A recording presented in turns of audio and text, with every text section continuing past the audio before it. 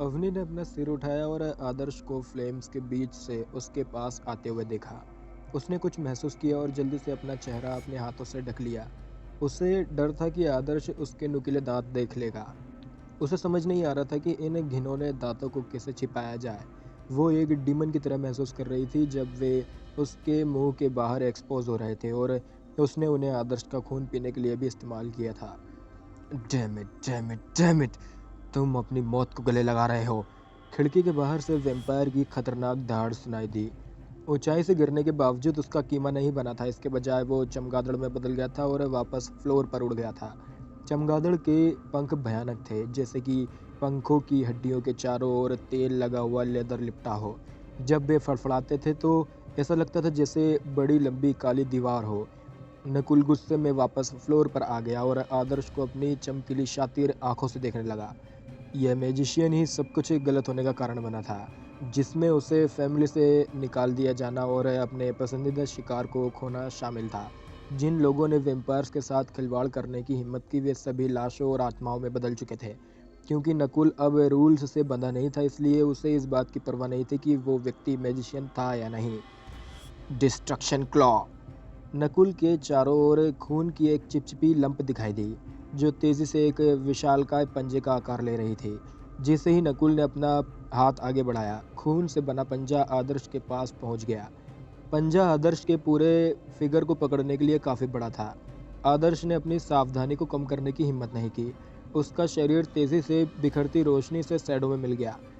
पंजा आदर्श को टुकड़ों में पिंच करने की कोशिश कर रहा था। अनफॉर्चुनेटली इसने केवल आदर्श की इमेज को पकड़ा था, क्योंकि असली आदर्श दीवार के पार दूसरी पोजीशन की ओर बढ़ते हुए शैडो में बदल गया था। बस एक छोटी सी चाल, नकुल ने मजाक उड़ाया। वो शैडो एलिमेंट से बहुत ही फेमिलियर था, इसलिए शैडो में मिलकर उसकी आंखों को धोखा देना काफी नहीं था। जैसे ही नकुल ने अपने हाथों को स्वैप किया, फ्लोर पर अंधेरे से चीखने की आवाजें आई। अंधेरे में तेजी पंखों के फड़फड़ाने के साथ ही ठंडी झिलमिलाहट हुई और आंखों में लाल चमक के साथ चमगादड़ दिखाई दिए। नकुल एक बार में सैकड़ों चमगादड़ों को कंट्रोल कर सकता था। उनका हमला आसानी से एक जिंदा इंसान के टुकड़े टुकड़े कर सकता था। चमगादड़ सभी डायरेक्शंस से आए और जल्दी से आदर्श की ओर बढ़ गए। आदर्श जानता था कि बिल्डिंग में जगह कम थी, जिससे वो अपनी पूरी स्ट्रेंथ का यूज नहीं कर सकता था। उसने जल्दी से गंभीर रूप से घायल अवनी को पकड़ लिया और स्टील के ग्लास के बीच से बाहर निकल गया। टक्कर से स्टील का कांच टूट गया और आदर्श के साथ 40वीं फ्लोर से टुकड़े नीचे गिरने लगे। क्या तुम्हें लगता है कि तुम मुझसे दूर भाग सकते हो? उनके पीछे से नकुल की आवाज आई। दहाड़ के बाद चमगादड़ की चीखें सुनाई देने लगी। गिरते आदर्श का लगातार पीछा करते हुए चमगादड़ काली गैस के बादल की तरह इमारत से बाहर निकल आए। उनका उतरना काफी जल्दी नहीं था। आदर्श के शरीर के कई हिस्से चमगादड़ के पंखों से कटने लगे। अवनी ने तुरंत ही अपने शरीर का इस्तेमाल आदर्श को चमगादड़ के हमले से बचाने के लिए किया। भले ही वो घावों से ढकी हुई थी, फिर भी चमगादड़ उसके शरीर पर केवल एक निश्चित हिस्से पर ध्यान केंद्रित किए बिना उथले कटी छोड़ सकते थे। उसके शरीर की संरचना नॉर्मल इंसानों की तुलना में असाधारण थी, यहाँ तक कि मैजिशियंस से भी ज़्यादा स्ट्रॉन्ग। काले क्रिएचर्स के झुंड ने आदर्श के पीछे पीछा किया। आदर्श ने जमीन के करीब पहुंचते ही फ्लाइंग शेडो कास्ट कर दिया। उसका फिगर जल्दी से बिल्डिंग की शेडो के बीच मिल गया और रोशन गली की ओर बढ़ गया। गली सुनसान थी। सड़क फाइनेंस कंपनी से भरी हुई थी और उनके ज़्यादातर ऑपरेटिंग आवर्स केवल 10 से 6 तक थे। घड़ी के 7 बजने के बाद यहाँ किसी पैदल यात्री का देखना दुर्लभ था। पास का रेसिडेंशियल एरिया लगभग आधा किलोमीटर दूर था। सड़क पर गुजरने वाली कारों की संख्या लगभग शून्य थी और चौराहे पर ट्रैफिक लाइट्स केवल सजावट थी। आदर्श फ्लाइंग शैडो का यूज़ करके चौराहे पर चला गया और जब चौराहे पर शैडो कम हो गई तो वो और आगे नहीं जा सका। इस बीच चमगादड़ निशाचर क्रिएचर थे। वे आसानी से आदर्श की जगह का पता लगा सकते थे और उसका पीछा कर रहे थे। उनके काले शरीर पूरी तरह से स्ट्रीट लाइट्स के नीचे उजागर हो गए थे और सभी एक साथ घनी तरह से भरे हुए थे। अभी भी मेरा पीछा कर रहे हो? मैं तुम सबको मार डालूंगा। आदर्श ने दौड़ना बंद कर दिया। उसके पैरों के नीचे एक फीरी स्टार पैटर्न तेजी से बन गया, जबकि फायर फ्लेम्स उसकी दाहिनी मुट्ठी पर तेजी से जमा हो गई। जैसे ही स्टार पैटर्न पूरा हुआ, आदर्श की कलाई पर एक धधकती पावर इकट्ठी हो गई। Ground break! जैसे ही पंच जमीन पर लगा, चौराहे के बीच में सीमेंट के रोड से दरारें खुलने लगी। उबलता हुआ लावा जमीन की दरारों के बीच से बाहर निकला। एक फ्यूरियस जंगली और तूफानी ग्राउंड ब्रेक आदर्श के चारों ओर बन गया। आदर्श ने उसके नीचे ज़मीन पर पंच हिट किया और उसमें से निकलने वाली फायर ने उसे पूरी तरह से ढक लिया, मानो वह पूरा आग से बना हो। चमगादड़ आदर्श पर एक स्टीन में चार्ज कर रहे थे और उसके टुकड़े टुकड़े कर देना चाहते थे। हालांकि उनकी संख्या के बावजूद वे फायर फ्लेम्स से जलकर राख हो गए। उनमें से बहुत सारे जलकर मर गए और तुरंत ही खत्म हो गए। फ्लेम्स अभी भी बढ़ रही थी। आदर्श का शरीर फायर फ्लेम्स से कवर्ड था और एक ज्वालामुखी की तरह लग रहा था जो किसी भी सेकंड फट जाएगा। बाकी चमगादड़ बिना दिमाग वाली मक्खियों की तरह बिखर गए। आदर्श ने अपनी आंखें ऊपर उठाई और जल्दी से उसके ऊपर उभरे लेदर के विशाल पंखों की एक जोड़ी को ढूंढ लिया।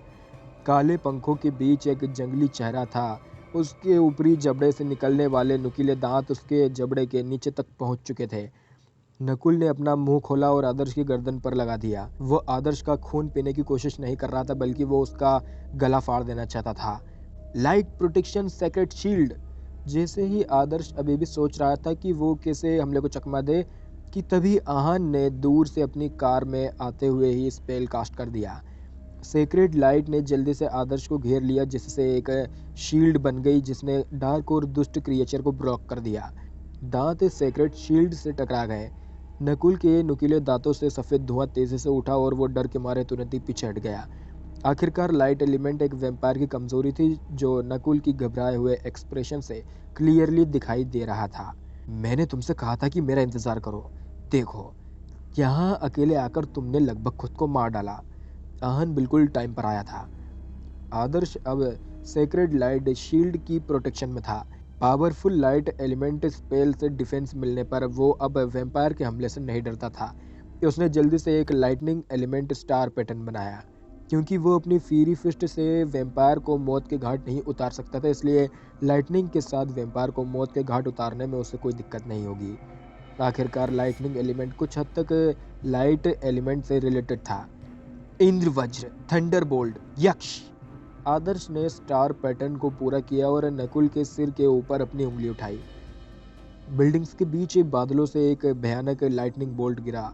स्टील के ग्लास पर एक शानदार लाइटनिंग ड्रैगन दिखाई दे रहा था। थंडर बोल्ट आधे रास्ते में कई आर्क्स में डिवाइड हो गया और एक पंजे की तरह लगने लगा। नकुल ने तुरंत ही रिएक्ट किया था, लेकिन लाइटनिंग का इफेक्ट एरिया बहुत ही बड़ा था। जैसे ही लाइटनिंग आर्क्स वैम्पायर पर उतरे, उसका शरीर कांपने लगा और उस पर छोटे छोटे स्पार्क्स टिमटिमाने लगे। लाइटनिंग की चपेट में आने के बाद नकुल को लगा जैसे उसकी हड्डियां ढीली हो गई हो। अगर ये एक वैम्पायर के आउटस्टैंडिंग स्ट्रेंथ के लिए नहीं होता, तो लाइटनिंग फोर्स इतना पावरफुल होता कि वो उसे डिसइंटीग्रेट कर देता। आदर्श, लाइटनिंग का यूज़ करते रहो, आहान ने कहा, जो पास ही में था। इस बीच आहान के पैरों के नीचे एक ब्लू स्टार पैटर्न दिखाई दिया।